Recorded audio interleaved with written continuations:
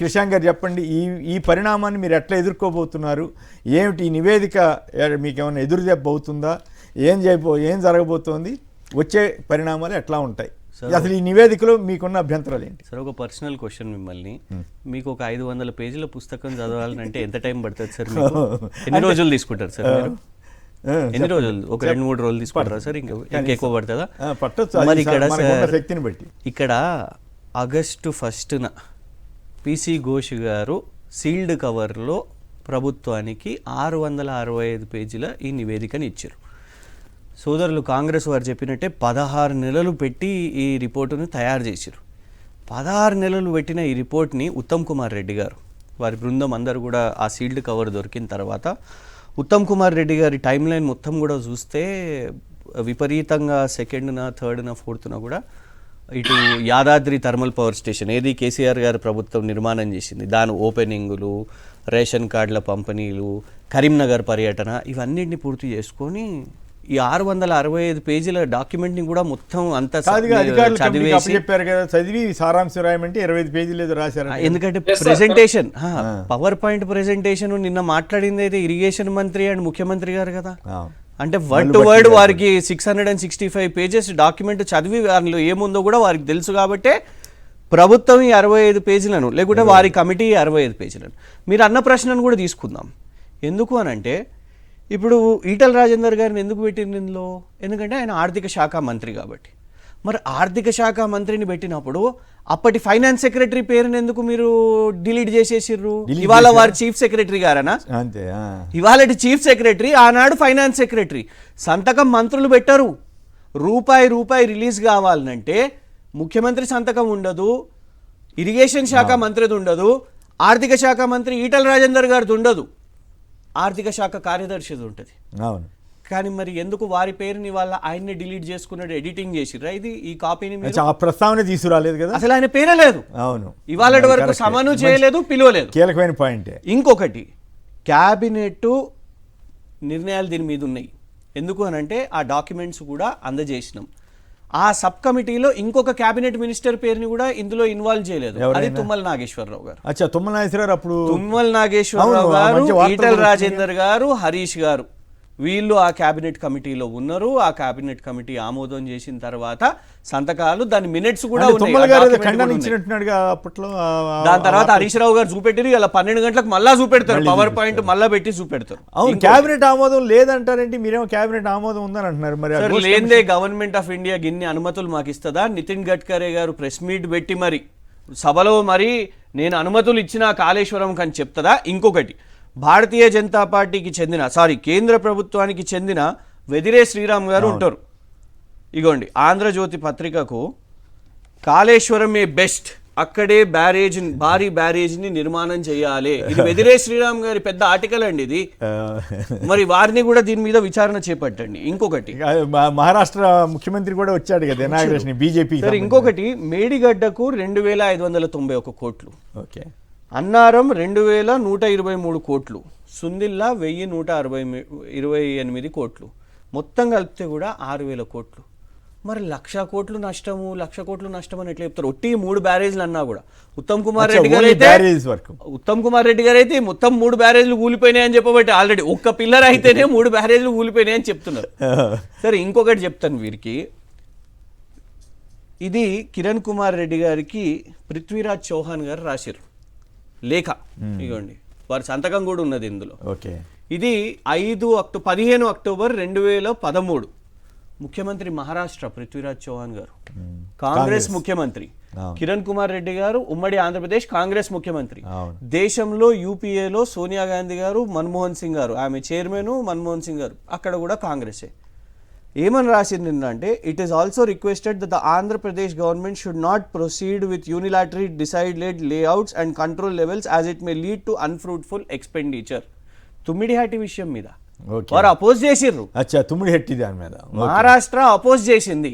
మీకు ఎందుకు చేత కాలేదు? మీరు ఇంత చెప్తున్నారు కదా, తుమ్మిడిహట్టి అని ఇంత రిపోర్ట్లో రాసింది కదా, మరి మీ కాంగ్రెస్నే మహారాష్ట్రలో దేశంలో ఉన్న కాంగ్రెస్లో ఎందుకు ఒప్పించలేకపోయారు?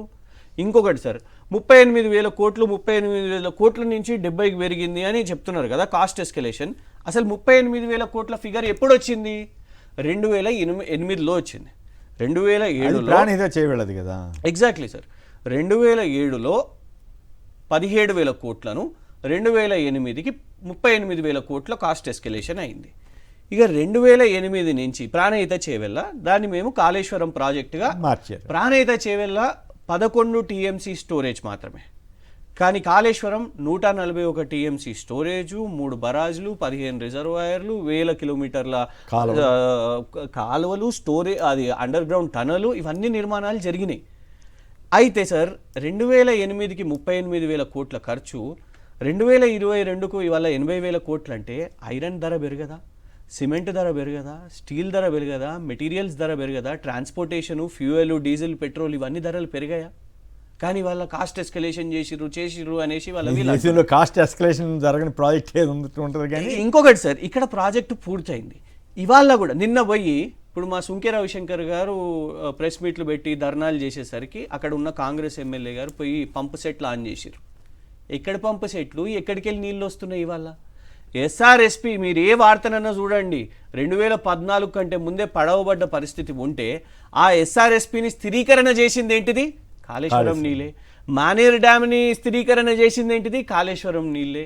ఇవాళ అట్లాంటి పరిస్థితి లేక ఇవాళ మళ్ళా రైతులు ఇవాళ దారుణం ఏంది తెలుసా సరే, అసలు వీళ్ళకి నీళ్ళ మీద చిత్తశుద్ధి లేదు. ఎందుకు చెప్తాను, ఇవాళ బనకచెర్ల అక్కడ పోలవరంనే కంప్లీట్ చేయలేదు కానీ బనకచెర్ల మీద ఈయన మాట్లాడుతున్నాడు, ఏదో తీసుకొని వచ్చారు. దాన్ని ఆపే పరిస్థితి పిసిసి ప్రెసిడెంట్ మహేష్ గౌడ్ పోయేది ఏదో పాదయాత్రలో చెప్తున్నాడు, ఆల్రెడీ పూర్తి అయిపోయిందంట సార్ బనకచెర్ల అని స్టేట్మెంట్ ఉన్నది, ఆల్రెడీ పూర్తి చేసేసిర్రు బనకచెర్ల అని. ఇది విచిత్రంగా ఉన్నది. ఇంకొకటి ఏంటంటే దారుణం, వీళ్ళకి నీళ్ళ మీద చిత్తశుద్ధి లేదని ఎందుకంటున్నానంటే, మేము ఉచిత నీళ్ళ పథకాన్ని తీసుకొని వచ్చినాం సార్.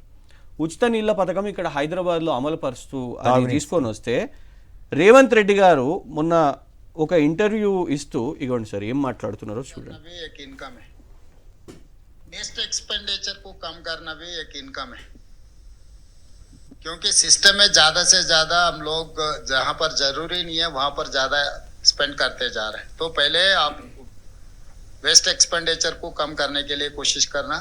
दूसरी बात, जो सर्विस सेक्टर है, for example take it Hyderabad, outer ring road inside is core urban region. This is Hyderabad, almost 1 crore 10 million people are staying here. So KCR ने ऐसा डिसीजन ले लिया कि फ्री वाटर, यहाँ पर मेट्रो वाटर वर्क्स वाले का जिम्मेदार है, जितना पानी दिए उसी के हिसाब से अब चार्ज कर रहे थे. तो सीवरेज के लिए कोई चार्ज नहीं है. जब सरकार ने फ्री वाटर दे दिए ना, उनसे एक पैसा भी कलेक्शन नहीं हो रहा. अब ड्रेनेज सिस्टम पूरा खराब हो गया.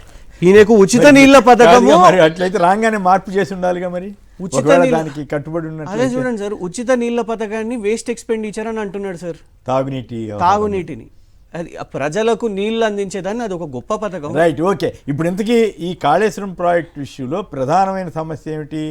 ఈ పగుళ్ళు వచ్చినాయని కుంగిందని కదా, దాని మీద ఘోష్ కమిషన్ కేసీఆర్ గారిని తప్పుపట్టినట్లు, కేసీఆర్ గారిని హరీష్ రావు గారిని తప్పుపట్టిందని చెప్తున్నారు. సరే, కేసీఆర్ గారేమో వజ్ఞాన్ని మాత్రమే ఇట్లా రాస్తారని అంటున్నారు. ఇప్పుడు ఎట్లా ఎదుర్కోబోతున్నారు, ఏం చేయబోతున్నారు? సార్, ఒకటి 100% వాళ్ళు ఇవాళ ట్రయల్కి రారు.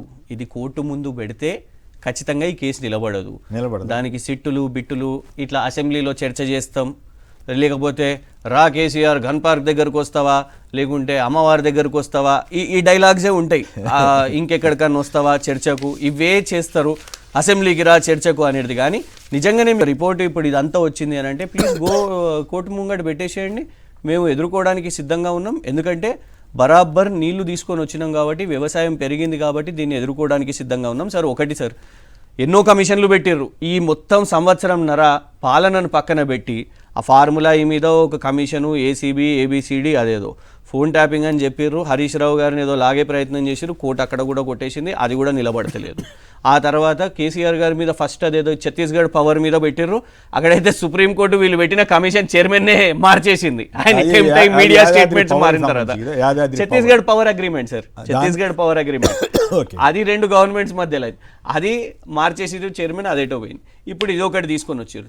సార్, టైంపాస్ చేస్తున్నారు. వీళ్ళ 420 హామీల గురించి, వీళ్ళ డిక్లరేషన్ గ్యారంటీల గురించి మాట్లాడొద్దు అని ఇవన్నీ తీసుకొని వస్తున్నారు. అయినా కూడా మేము ఎదుర్కోవడానికి సిద్ధంగా ఉన్నాం. ఇవాళ మళ్ళొకసారి కూడా స్పష్టంగా డెఫినెట్గా హరీష్ రావు గారు మొత్తం పవర్ పాయింట్ పెట్టి ఎక్స్ప్లెయిన్ చేస్తారు. ఇది కేవలం కక్షపూరితంగా చేస్తున్న దాన్నే కాబట్టి వాళ్ళకేమైనా చేతనైతే వాళ్ళు ఏం నిర్మాణం చేసిరు, ఏం నీళ్ళు ఇవ్వగలిగినరు, అది వాళ్ళు ఎక్స్ప్లెయిన్ చేసుకొనివ్వండి. రైట్.